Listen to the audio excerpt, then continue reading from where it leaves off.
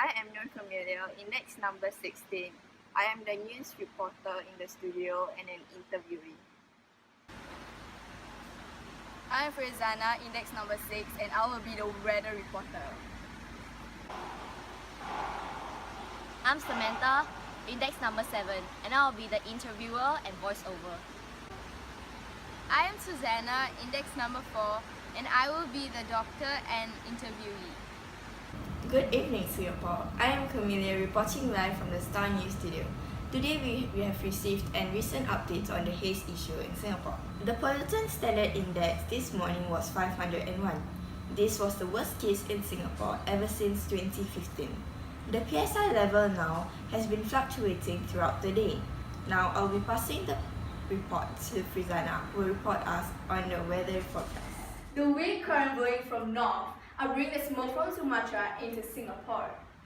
Malaysia is also being affected, but the haze is more prominent in Singapore. The central business district, mainly Marina Bay Sands, are more exposed to the haze. The northern region of Singapore has a PSI of 312, whereas the southern region of Singapore has a PSI of 100. This has resulted in the temperature rise from 30 degrees Celsius to 38 degrees Celsius. There have been no signs of rain for the past few days. Now we will pass it back to Camelia. Thank you for the weather report, Frizana. Now we'll be passing the report to Samantha. I'm Samantha, reporting live from Tampines Residence, which is the eastern side of Singapore. As you can see, the PSI over here is about 100, which means it is perfectly safe for outdoor activities. Unlike some other places, like the CBD Marina Bay Sands area, where the PSI can reach up to 500, which shows that the haze had mainly a great impact on the southern side of Singapore. Now we will be talking to some of the residents who are living here. Hello, may I ask, how does the recent haze issue affected you?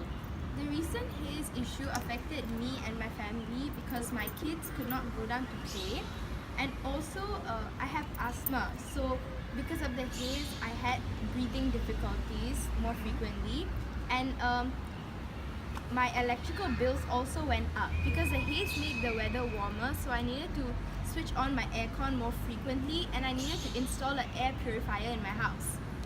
Okay, thank you very much. Hello, may I ask you, who do you think is the most affected during the haze period?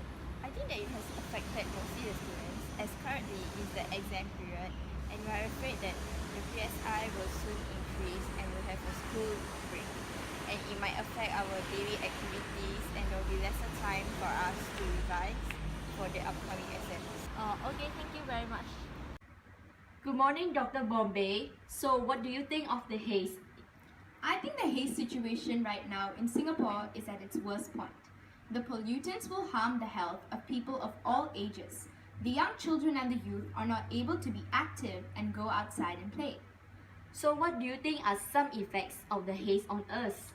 Long-term exposure to this haze can increase a chance of getting respiratory problems or health problems.